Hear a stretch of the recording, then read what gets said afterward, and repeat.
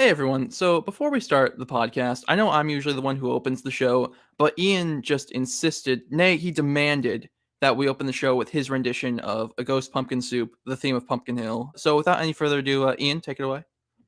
Uh, Yo, this is Knuckles. I'm a ghost. I don't know what to do with this host. My body is dead, but I'll steal your soul. Everyone's gonna be living with me. Yo, yo, yo, yo, yo. It's Sonic Comic Chaos. Let's go! Ian, you are the best co-host I could ask for. I really just thought you were just going to be like, no, audience, for some context, I did not warn him that I was going to do that. No, and I curb stomped you into the ground, you jerk. I really thought you were just going to be like, no. Anyone, welcome everyone to episode 6, I think, of Sonic Comic Chaos. Today we are going to be talking about the Sonic Universe arc, The Great Chaos Caper. However, before we get into that, we have our very special segment, Ian and Ace read your comments. And unlike previous episodes, I screenshotted the ones I wanted to read. So I'm not gonna have to edit out 5 minutes of me fumbling with the YouTube Studio app trying to find the comments. Oh, that's good. So the first comment, it's from James Falicasa. We read his comment last episode before last episode, one of the two. And he confirmed that I kind of said his name right last time. So Heck yeah.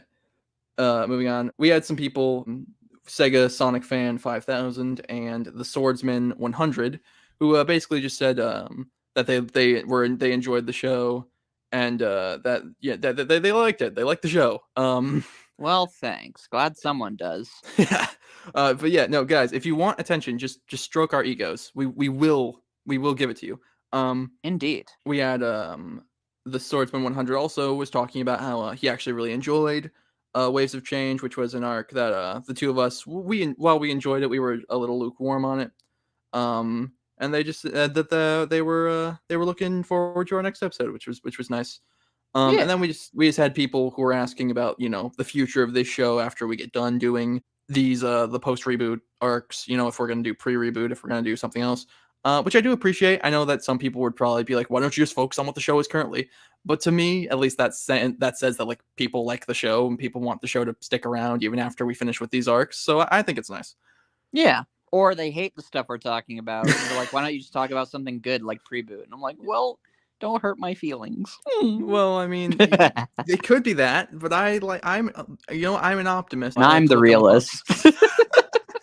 We're both silver. We're two halves of the same silver. Yeah. But no, okay. Bentley, stop being angry. You're just a dog. You don't have the right.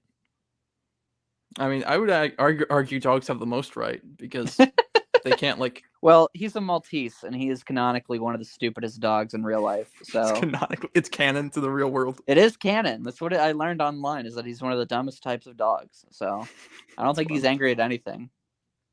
Well then, Bentley, come here. I'll pet you. Oh, one last comment. We had a person calling you a human phobe because you didn't care about the human characters dying in Shadowfall. That is true. I do hate all life on Earth and Mobius. So, and Sonic's World, can't forget. That was from Professor Chaos. It's spelled Caos, so maybe Chaos. Mm-hmm. People who can't spell are at least near the top of my list of humans who don't deserve rights. So Ian, no, don't. That's our audience. Right up there with Bentley. Come here, Bentley. Don't worry. Don't worry, audience. I'm glad people are commenting. I always like hearing what people have to say, just because I've never been someone who cares about the views. I always care about the comments. So if I got 1,000 views but no comments, I'd be like, well, this is worthless. I want people to talk to me.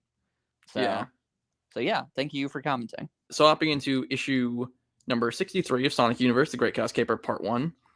Before we even get into the comic proper, the recap already has something wrong with it. Okay. It says there's a bit where it talks about how Sonic restored the universe after Worlds Collide.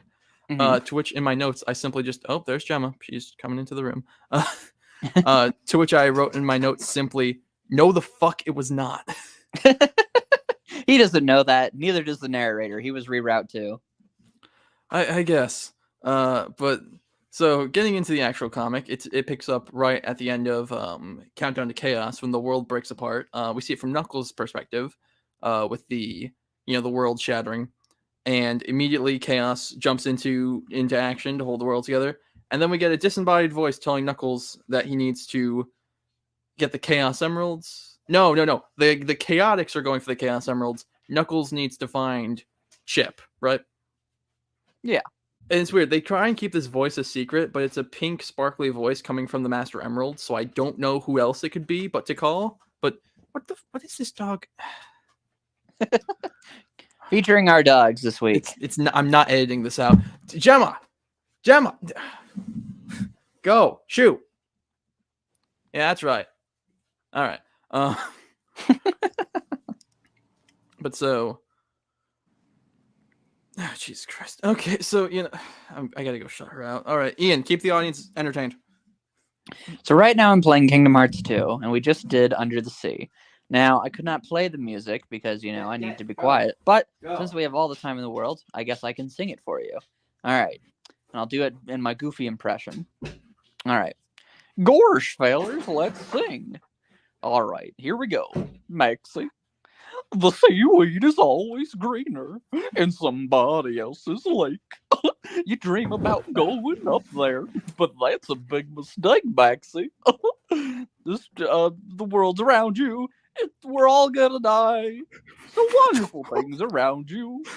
What more are you looking for, Sora? What the fuck are you doing? I'm singing Under the Sea as Goofy. That's what you told me to do. That's not what I told you to do. Anyway, so we Knuckles goes to Relic, who's a new character, and in my notes I literally wrote, "Who the fuck is this?" Because at no point does the comic ever try to explain who this is. Mm-hmm. She just shows up with her Emerald robot, and we're just like, it's like there was an arc that we skipped. Yeah, I think he more or less just wanted to be like, all right, in this new universe, these character exists. I don't have time. Let's get to what's happening. Which and so you're more just supposed to be dropped into it and be like, oh, okay, I guess Knuckles is friends. Which I guess is interesting when you think about it. Like, it's kind of like the last Thursday principle, where it's like, if the universe was created last Thursday, but you had all your memories, you never know. Like, yeah, if you're being dropped into like this new universe, of course, there's going to be like dynamics that already exist that we wouldn't know about. But one of the good things about like storytelling is that you can tell us those things. Mm-hmm. But I mean, you get it's very simple. She's just like a scientist lady or a historian lady who wants to find out what's going on in Angel Island, and she has this cute little robot. Like, it's whatever. But so Knuckles is basically like, can you watch my rock for me while I'm gone? And she's like, sure. So Knuckles goes to Pumpkin Hill. And he's like, thank goodness, because I won't get this in my next comic, and I'm gonna be stuck on this island forever. So yeah. Oh, poor IDW Knuckles. Yeah, it's not great. But so my next scene I wrote, I like them showing the Emerald Radar. And there's a lot of dialogue on this page, and it's been 2 weeks since I read this, so I'm going to assume there's something in here about the Emerald Radar, but I'm not going to reread it to check if there's something about the Emerald Radar. So then the Chaotix show up. It's fun. We get a Knuckles Chaotix reference. Yeah, they use the little tether. Yeah. Oh no, okay. There's literally a picture of him with like waves going out and dots to an emerald. So I guess that's what I was referring to in my notes. I hadn't gotten there yet. I wrote this scene is sweet because it's referring to the scene where Knuckles tells Charmy like, hey, don't be afraid. You're tough and you can do this. And it's nice. It's a nice scene. Yeah. What do you think of in this comic? What do you think of the kind of the dynamic of having the Chaotix and Knuckles? Because obviously in like the original and preboot, they're just like a big old family team or whatever. And for the most part. But in this, they just kind of like know each other. Do you like it that they're not really Knuckles Chaotix? They're just the Chaotix detective agency, and they're just kind of friends. They just know each other. I think both work. I think. Yeah. I'm like if you twisted my arm, I guess I would say I prefer the pre-boot version just because that's what I'm used to. But I think both are fine. I think the Chaotix work fine enough on their own, and I think something is gained by having it like just be the three of them and not having to have like everyone involved, like Mighty and Ray and Julie Sue and Knuckles. Yeah, I agree. But I think both dynamics work. Then the hooligans show up and the comic ends. They win. Yeah, that's that. So going on to issue 64. Oh god. The way you said that made it sound like, and then everyone died. That's the end of the story. That's the end of the story arc. No, that'd be great. But no. So going into issue 64, I think I had another problem with this recap. Oh yeah, it says that the hooligans are the Chaotix' greatest rivals. Mm-hmm. Is that a thing? It is now. Because I mean, when would they have ever met other than in comics? I guess. So it would be this. So it'd just be, yeah. I mean, a big thing about the reboot is obviously like, and you know, you can even ask a lot of people, like, they came on the book during reboot because they were like, oh, good, all that pre-boot nonsense is gone that I didn't want to, you know, have to learn about. Cool, I'll get on now. So I think the comic also is self-aware that there are new people getting into the book. So it's kind of this way of establishing, like, okay, in this universe, this is what this is. Yeah, I guess. It is what it is.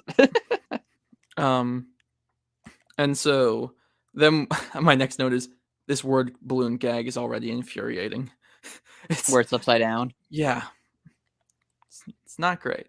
Can't read upside down? I mean, I can. I just don't want to. But it's not as bad as in Preboot, where there's literally a whole issue where it's backwards every page. Oh, fuck that not issue. Not like the words are backwards. I mean, some of the words are backwards. No, but no, like the whole story, like the pages are, you know, out of order. Oh, no, backwards. No, it'd be one thing if they at least had the common decency to just have the entire book be backwards. No. There are segments of pages that you read the correct way, and then you have to go back and read. Oh god, and that's awful. And that's a seminal issue. That is a critical issue that you have to read because that's where Sonic gets his new design. Yeah. And it's where they get Knothole out of being 30 minutes out of sync with time, which never goes anywhere. Yeah. What were they thinking? Like, they weren't. I mean, yeah, you're not wrong. I will say that is probably my favorite Sonic Archives cover, though, the one with the new design. I really like that cover. I don't know, but oh my god, his word balloons are still upside down. What? Yeah. Anyway, so they find then they I don't exactly remember what happens, but essentially they end up having to go to Aquatic Mine. And yeah, go ahead. Oh, and this shot of Knuckles remembering being in Aquatic Mine. I don't know why. I really like the way it's drawn. Yeah. He's like, this is Knuckles. I'm in Aquatic Mine now. It's scary. Sure beats fighting with the foes all the time. Yeah, exactly. I guess I'll say this because we're a little past it. Is I don't really enjoy like the Knuckles and Chaotix infighting that they kind of have early on, where he's just like, I hate you guys. Get out of here. You're not fun. He doesn't say I hate you, but he's like very annoyed with them. And they're very annoyed with him, and I was like, oh, that's not fun. It's yeah, but I guess you could. It's understandable because, like, obviously we're looking at a version of Knuckles who is a lot more, solitary. He didn't have the Echidna, society. He didn't have the Chaotix as like his brothers in arms, and so this is a version of Knuckles who's used to being alone, and so having to deal with not just other people but these fucking idiots who bumble everything. Like I could see why.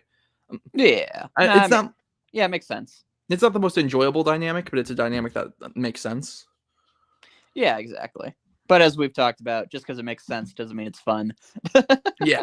But absolutely. It depends on your own tolerance level. Like I have things where, like, I can understand if it's annoying someone, but I'm like, well, it makes sense, and I like the logical way of telling that idea. And sometimes I don't. So, but in this case, it seems like for you, it didn't bother you. Which is fine. And then we cut back to Relic and her robot, and basically all you need to know about this subplot is that we're setting up the next Sonic Universe arc. Where she's like, I think there might be aliens on the island, and then yes, there are aliens on the island. Indeed. But I think what saves is I do like her dynamic with the little robot guy. I think they're fun. Yeah, I don't mind them. I think they're just an unfortunate casualty of the comic getting canceled, where we didn't get enough time to kind of fall in love with them, so they only ever get to be just like, oh man, they seem like they could be fun. Oh, I mean, just wait till we get to Gold. Like, Oh yeah, I think she might be the worst of them. Like, but okay. So then we cut to them in aquatic mines, and my note just says Vector the crocodile goes, "It's dank." good. I'm glad he's got a straight lingo still. Yeah.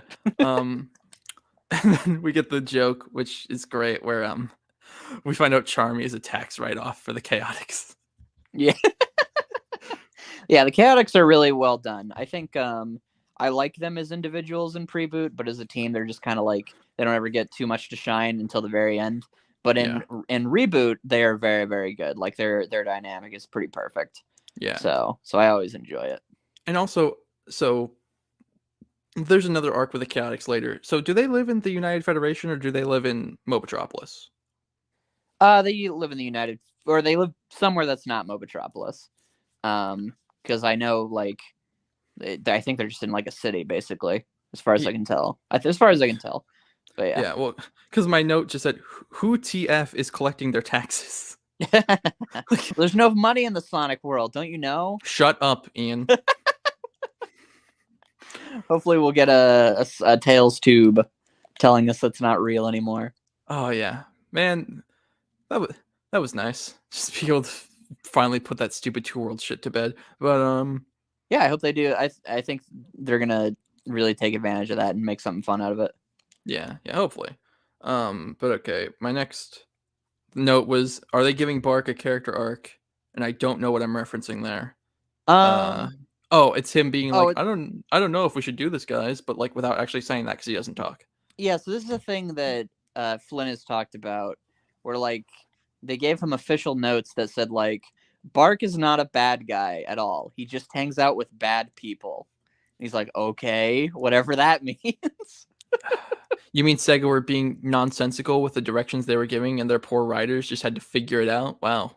Yeah, and I don't know, like I know he specifically brought that up in reference to how he's portrayed in the IDW classic Sonic story, where like he's like really nice to Amy or whatever.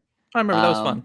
Yeah, which I like. I'm fine with that dynamic. It's just the way they describe it makes no sense. Yeah. He's like a mercenary for hire who's willing to kill people, but he's not a bad guy. Yeah.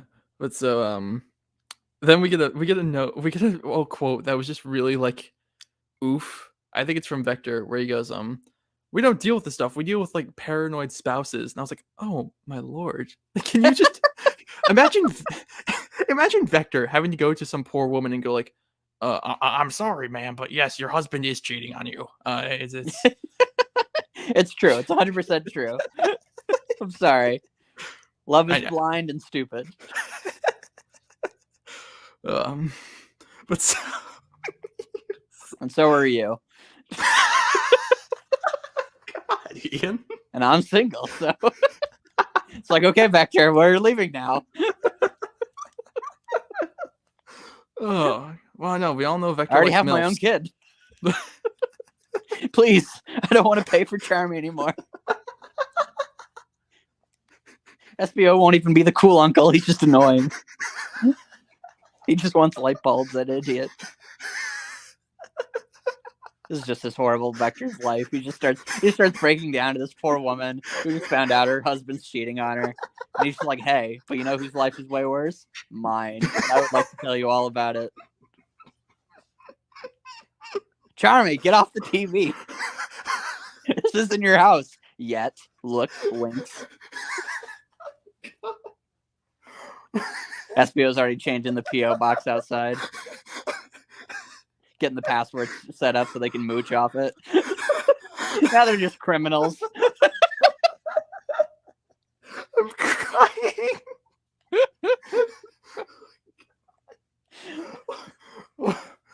Oh, my stomach hurts from laughing.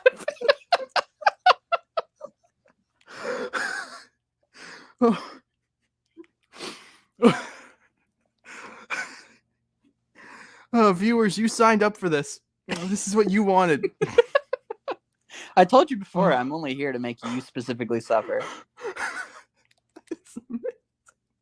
Oh my god. Okay. I don't even remember what I was gonna say. I don't know. I was interested in what we were talking about, but if you want to go to something boring. So what does Vector do? Oh my god. Okay.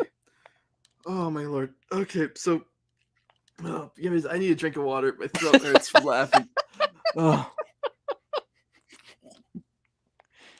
Oh. Yeah. Okay. Jeez. Okay. This is what are we doing with our lives, Ian? I'm having a great time. Oh, jeez. Okay, so. Okay.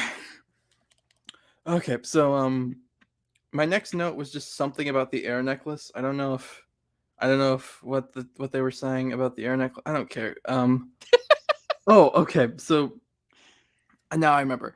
There's a bit where Knuckles goes, I don't know if I can hold my breath that long, and that's why I went, what about the air necklace? Whatever. So then Vector tries to use Knuckles as a metal detector. That's funny. Yeah, that's an amazing joke. I love it so much.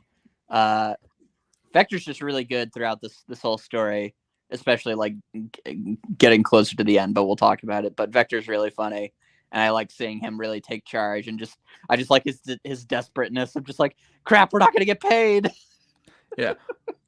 Also, audience, sorry if my audio keeps kind of fluctuating. I'm not sitting on like my normal chair. I'm sitting on like a weird couch kind of thing, and I keep forgetting that I can't lean back away from the microphone.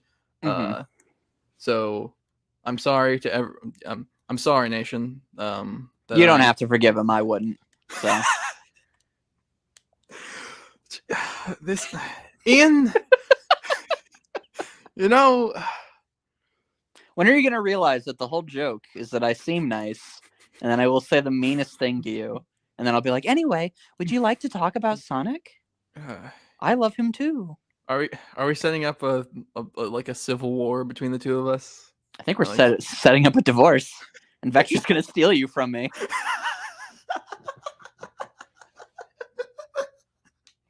All right, focus, kid. Come on. Come on. Is this our new joke? Well, you keep finding it funny. What else are we going to do? You already forgot the issue. The poor audience, the 5 we had who are going to comment, they're going to be like, this show really took a turn for the worse. I hate it here. Or the better. Or the better. I hope it's for the better. But they end up getting attacked by like not the dark spirits, the dark Gaia monsters, right? Nope, they just find Chip, and my note literally just says, "Oh, hey, look, it's Chip." Yeah, so here's an interesting thing that I don't really like. So like Chip is here, he's kind of hanging out or whatever.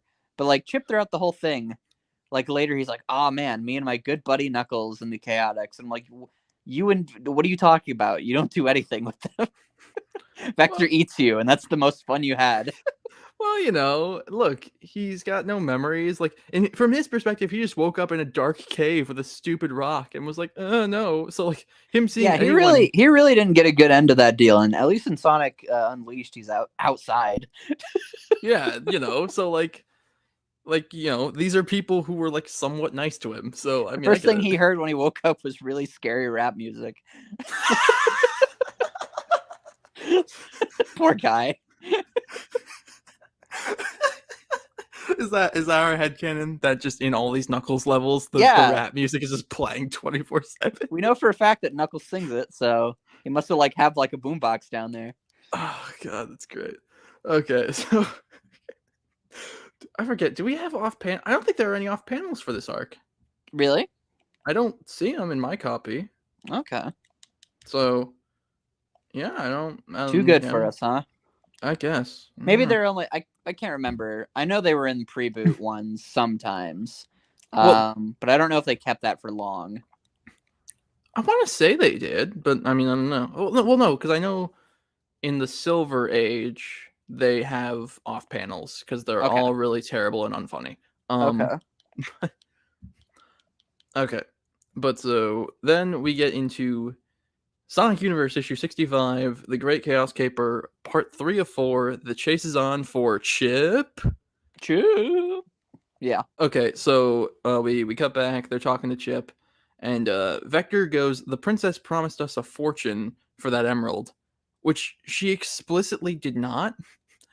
There's explicitly a line where I think Charmy says, like, didn't you have to beg for this job? Like, well, Vector, he's an optimist guy, but he's not a realist.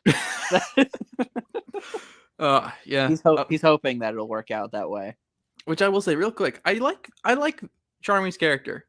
I think when you're talking about like the child characters, the problem with Charmy is always that they never knew what to do with him. Like he's just like he's just like youthful like energy personified, which gets really annoying really quickly. Well, I think the biggest problem with Charmy was just they just gave him a bad voice. That too. And then like in Preboot, he's got like this whole backstory He's that literally mentally handicapped, so that's not helpful. It's really sad. Yeah, like you just feel bad. And then his friend overdosed on LSD, Yeah. Lemon sunshine drops or whatever. That did happen, and I was happy to be a part of it. But so Donald, if you're gonna help me, you need to do it now, buddy.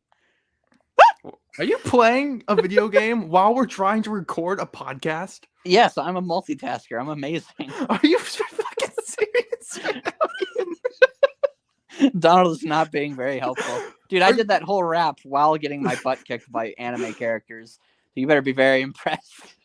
I mean, a little bit, yes. But also... You don't take this job seriously.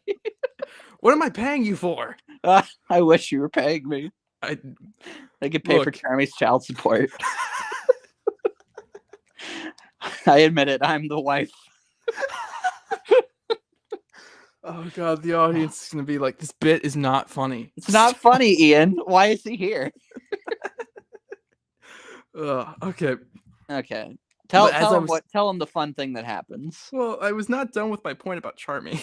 Okay, well, what happens to him? Well, no, it was just like, because with Tails, his bit is like he's shy and like he's a genius, but he doesn't have confidence. And like with Cream's whole thing is that she's just like innocence personified. And I like the idea with Charmy of him being like kind of like a smart mouth, like, like street kid, Yeah. Or like, and I think we see a bit of that in this. And I think it's just unfortunate that like that's never really like expanded upon. And then in IDW, he's just the kid again. Yeah. Well, I think with the Chaotix and just all the characters in Reboot, they have a really good, because, Flynn was really going for like, like an expanded version of the games where it's like they're game personalities, but they have a bit more, not a depth, but just like, the way like people really like them in like Adventure or Adventure 1, Adventure 2, or Heroes, where it's like they can have an array of emotions. That's really what people want. They don't need, I like the depth that Preboot Archie has, and I like the different, takes on the characters and the more like expanded stuff. But really, at the end of the day, these characters have these big personalities. All people really want to see is just that they're likable and fun, and that they can have an array of emotions. And with Charmy, it's fun that he can be like a little jerk, and he can have fun, or he can be scared, or he can do all these different things instead of just being like, I'm Charmy and I'm here. And I'm like, no, Charmy, please die. Let me just get under my foot real quick, and we'll just end it. Under my foot.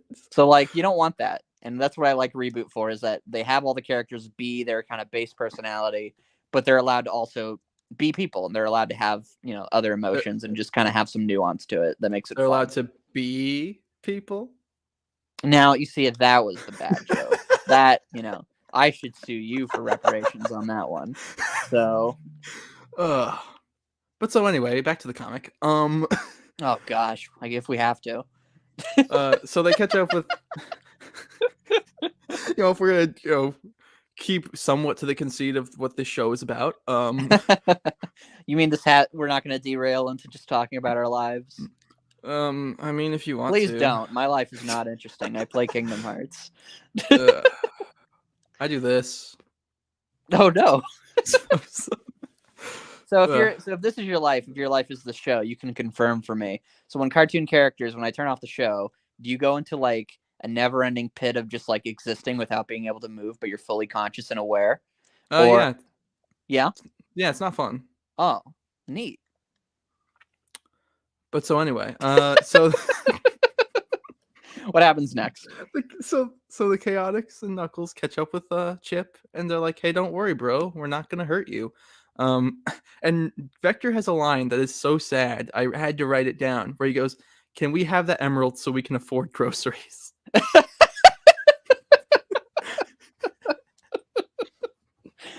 Oh, it's good. Which is so. None of the other Sonic characters. I always assumed this is never explicitly stated, but I always assumed that they were just the Freedom Fighters are just on the bankroll of the Kingdom of Acorn, and so Yeah. they just have all their stuff provided to them via that. So why are the Chaotix the only characters who have to worry about money?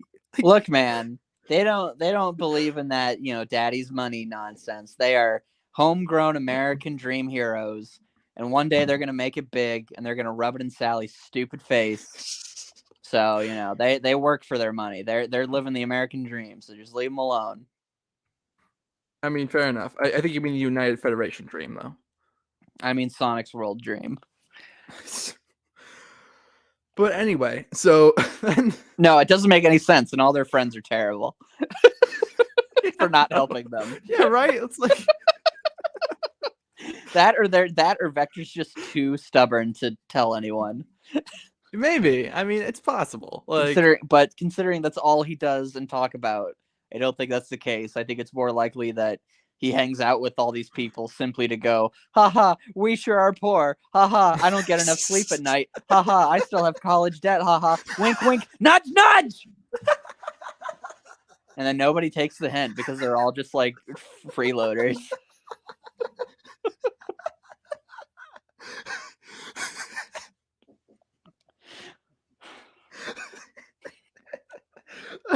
Okay, so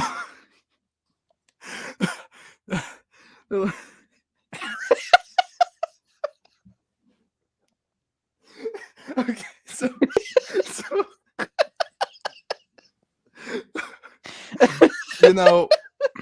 you know, I've been seeing some decent sub growth recently off the back of that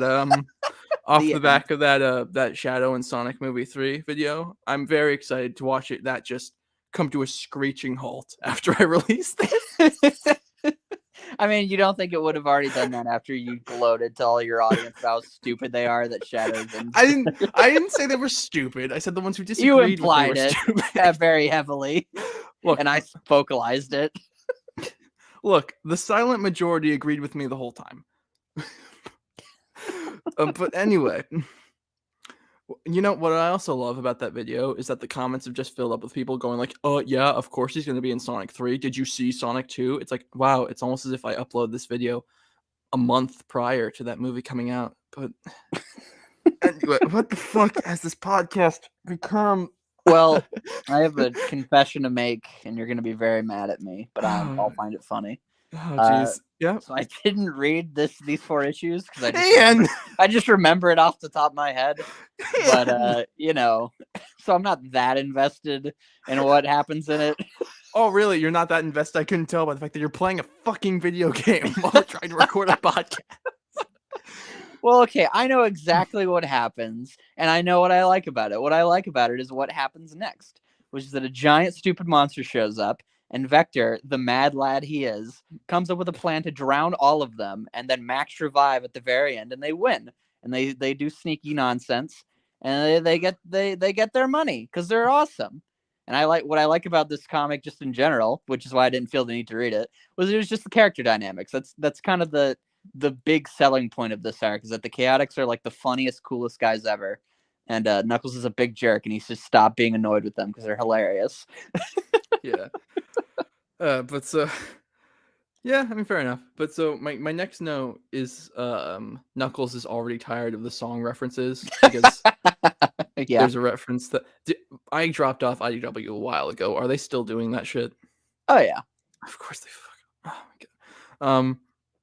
But so then we cut back to I'm scrolling the hooligans show up, still Don't scrolling. you know, Sonic? You and I are the same. Yeah, but your plans are filled with evil and mine's not. Shut up. So fucking Die. stupid.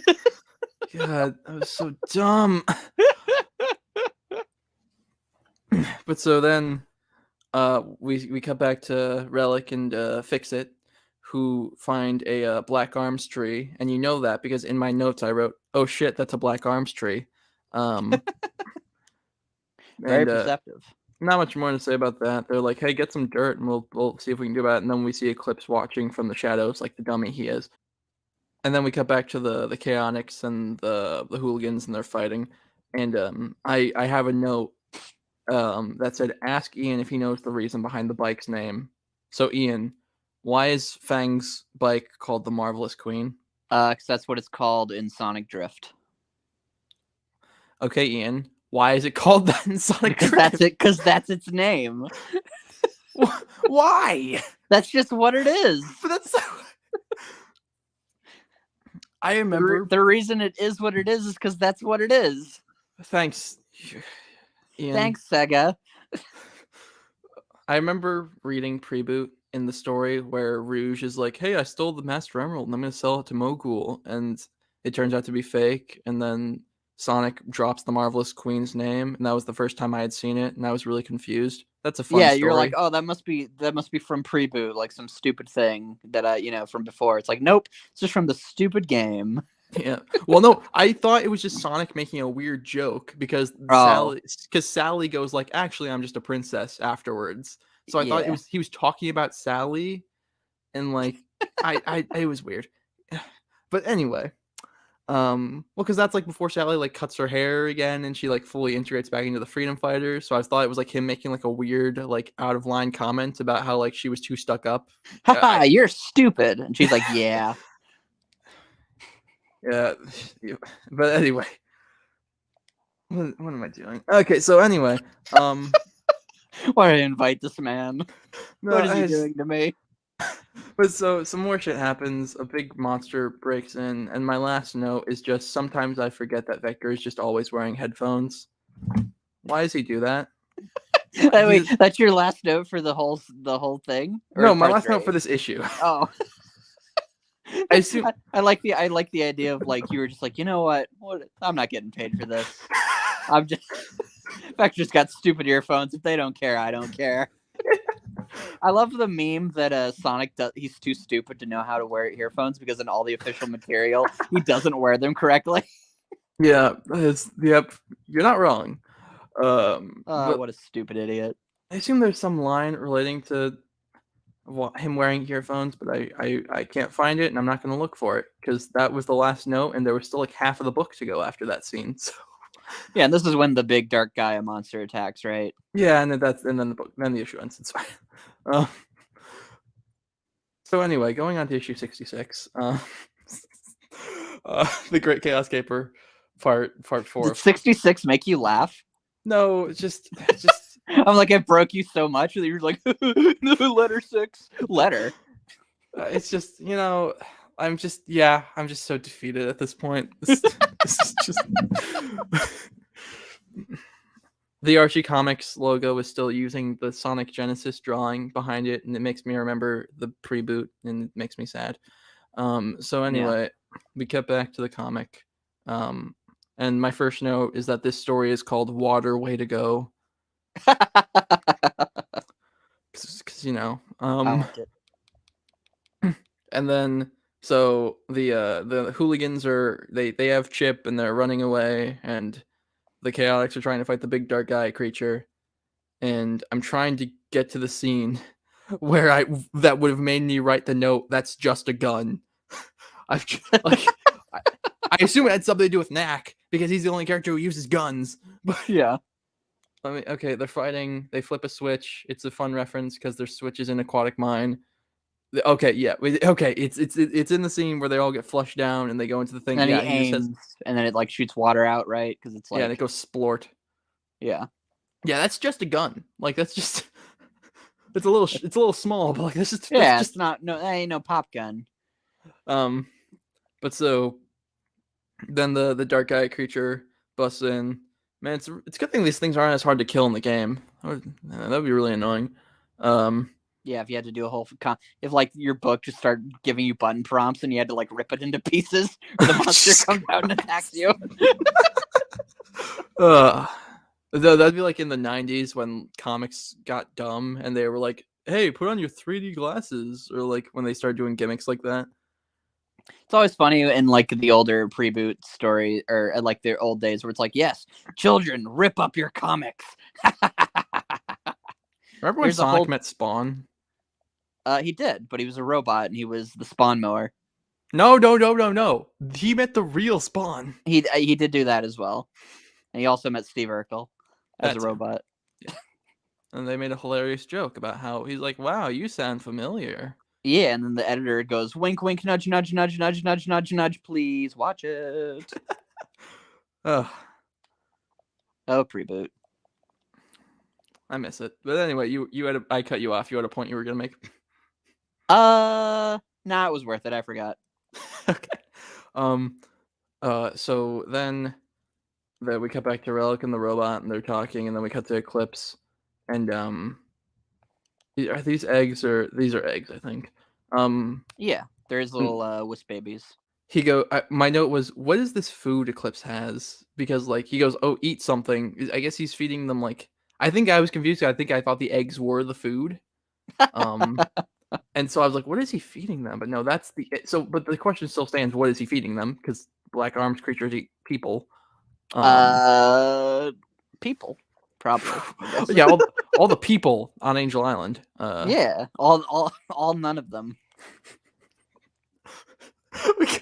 Knuckles comes back to Angel Island. He's like, "Wow, Relic, how'd you do watching the Emerald?" She's just a skeleton. The robot's still next to her, like, I detect nothing wrong here. Okay, my sensors were made back in the days before I could see things. I've been blind this whole time. Please help me. So I guess that is a good question. What are they doing with this Emerald robot? Because like they can't talk about who made him. Was it just gonna like? Anyway, Flynn was just gonna like later, like before he like quit or got fired or whatever, he's gonna be like, and guess where this robot came from? Sonic Chronicles: The Dark Brotherhood. Goodbye, everybody. It's like no, Flynn. And then like down from the heavens, like Sephiroth in the Smash Bros. Trailer, comes Ken Penders with Knuckles on his side. And it just says, "Here I come, here I come, here I come, here I come." That's amazing. Oh my god. I also just like the implication that there's just no editors. Flynn just fucking like baseball throws his script into the printing press. Yeah, and then like as it hits the printing press, like his lawyers appear like zombies out of the floor. And they're surrounded. They're like, "We're surrounded! Quick, get the contracts!" And then Flynn looks back and he's like, "No, he's got the contracts!" And then he high fives Penders on the way out. And Flynn's like, "That's my secret. You guys don't keep contracts." My secret is I am the contract. You're terrible at this. That's why you lose your legal battles.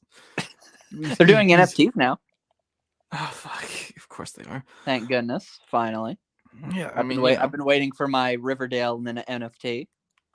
Oh, Archie is doing NFTs? Yeah. Of course they are.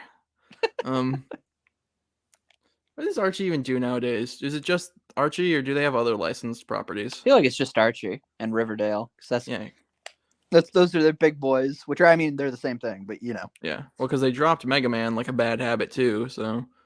Poor Mega Man. Have you ever read the Archie Mega Man comics? Yeah, I read them all with my friend. Are they good? Yeah, they're dope. They're not like sometimes they're just kind of like mid or whatever, but like most of the time it's really fun. And they really like Flynn does this thing of like really kind of getting into the heads of the characters and asking really fun questions about like the ethics of like robots being sentient and like do they have real feelings, and doing like fun little stories with like the fact that Mega Man has to kill his brothers. So it's like it's really neat. Yeah, I remember a while back, I was like, I should read that, and I went to go buy the trades, and they were like $100 a piece, and I was like, no, thank you. I was like, well, you know. But so, how long has it been since we talked about the book? We talked about it recently.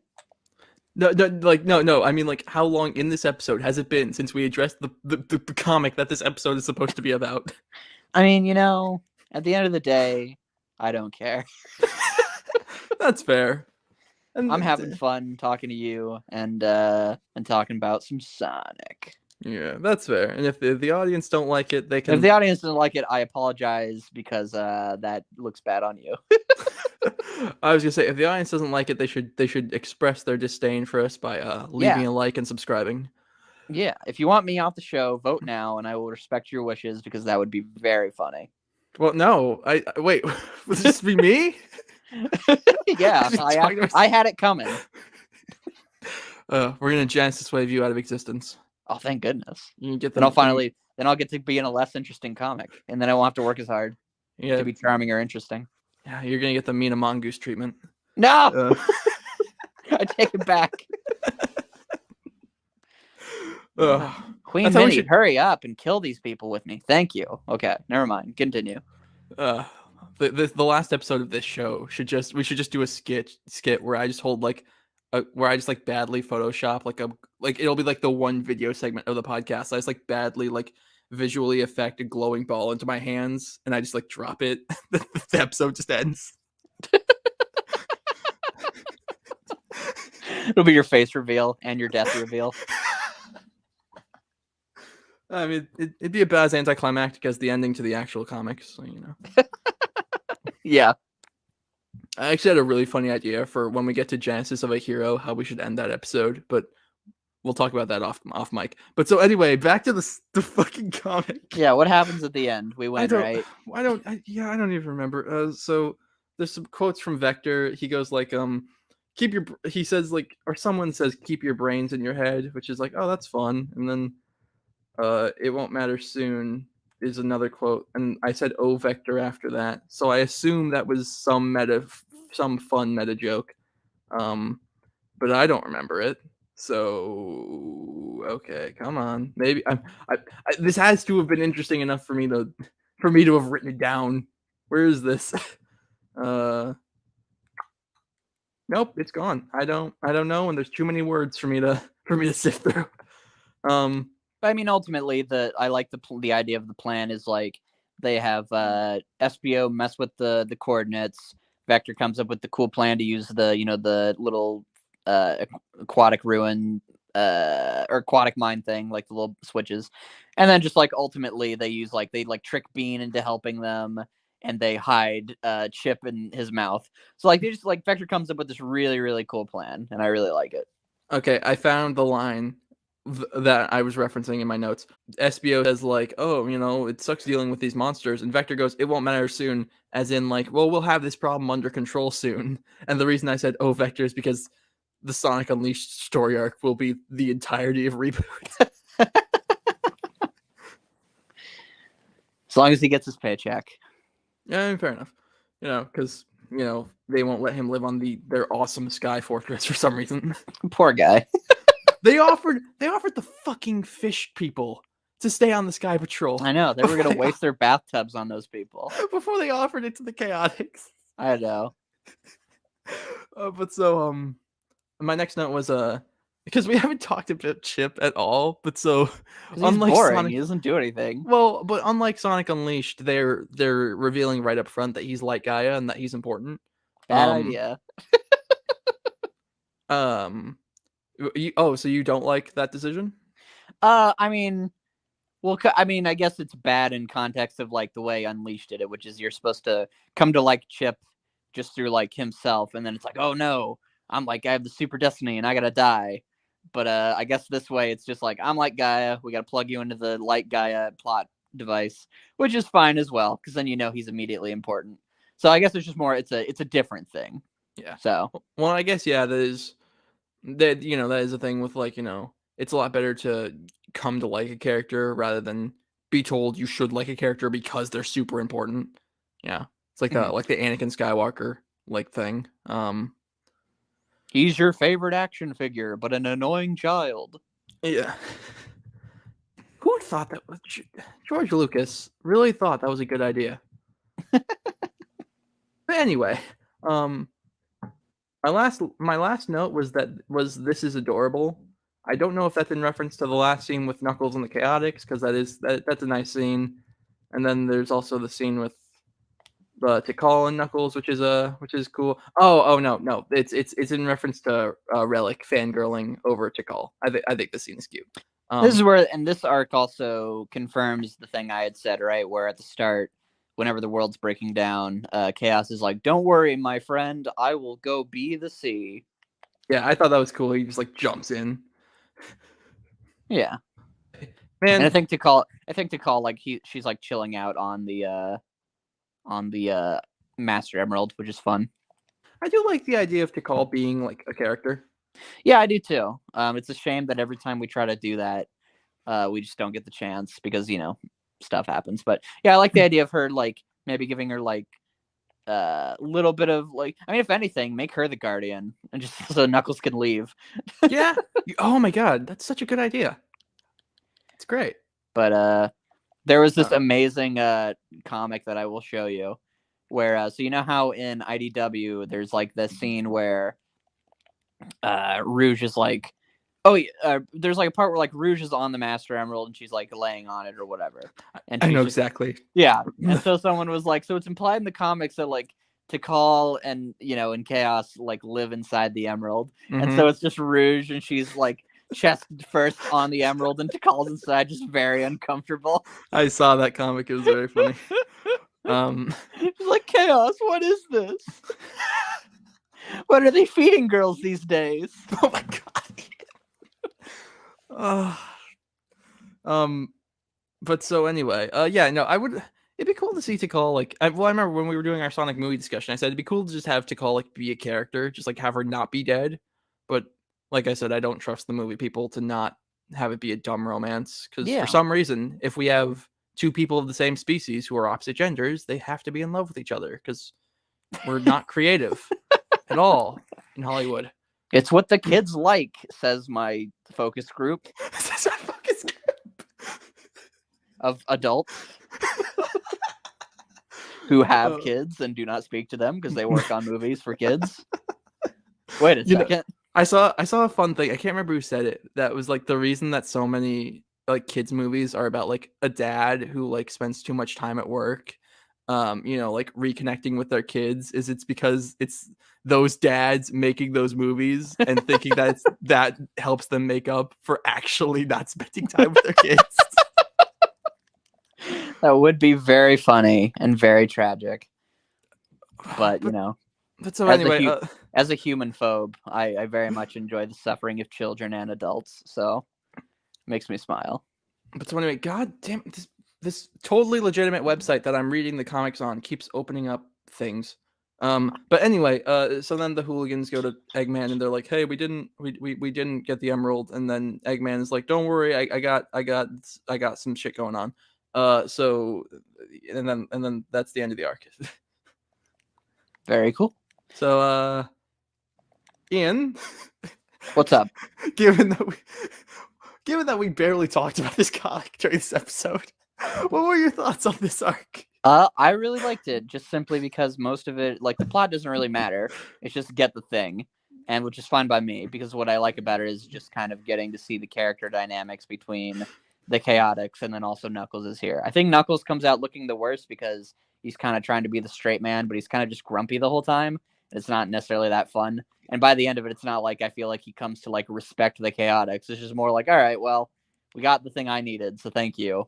But the Chaotix themselves are really fun. The hooligans are always fun. And I would just say, like, on its own, it shows a lot of Flynn's strengths as a writer, which is that he's just very good at writing these characters and their interactions and just having them be fun. And to where, like, even if there's not like some super big memorable scene, you're going to have a pleasant time and you're going to have pleasant memories attached to these characters because they're very likable. So I enjoyed it. What'd you think? I agree. Cool. Yeah. Again, I read this arc like 2 weeks ago, so I don't. Yeah, I read it a year ago. Yeah, because someone didn't do their research. I mean, I remembered all of it because it was For- that fun. So that's the. You know what? If anything, I made the real statement here, which is that I was so good that I didn't even need to read it to know what happened. So checkmate, atheist.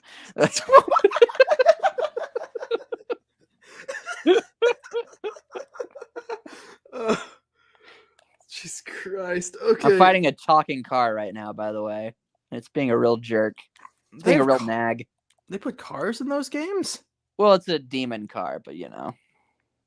Wait, so is it like a car from the movie Cars, or is it unrelated? No, it's just so basically I go back to the 1920s Mickey Mouse cartoons through a portal that Merlin the Wizard from King Arthur's Disney or Disney's King Arthur made for me because Maleficent and Pete are taking over Disney Castle. So we're going to the past and we're in the 1920s black and white cartoons and we're fighting cars because in the 1920s cartoons, you know, everything's alive and moving. So I'm fighting a car. I love everything about what you just said, but it's pretty good. Yo, Ian, we're trying to close out a podcast. Goofy, help! Could you just pay attention, please? I'm getting hit by a car. What do you want me to do? When's the last time you got hit by a car? They pause your damn game. Okay, I won. And all right, take I'm good. part Let's go. of the podcast that you are the co-host. I already came up with a whole song. I'm good. But so anyway, audience, let us know what you thought of this arc in the comments below. Ian has a YouTube channel where he talks about anime and the game which he is currently playing instead of taking part in the podcast, which he is 50% of. And I'm here. You can follow Ian on Twitter at Ian Waffles. You can follow me on Twitter at the Silver Ace 01. I don't post much. I would probably post more if people followed me though. So you know, just saying. And what's the next arc? That's a good question. Is it the fighters arc finally? Well, I mean, is that what this contest that Eggman is saying is? It's the casino. God damn these fucking pop-ups. Casino Park Arena, the Chaos Emerald Championship. All contenders welcome. Let's go. I think it is. Is that the one with Sega to Sanshiro? I think it is. That's cool. And then so yeah, come back next time when we talk about. Do you know what it's called? The arc. I think it's just called Champions. But I could be wrong. That might not be the next one. I don't know. Come back next time for Reboot Archie Sonic Comic Chaos, where we talk more about Sonic and his friends. Yep. Bye, Take care, everybody. Bye.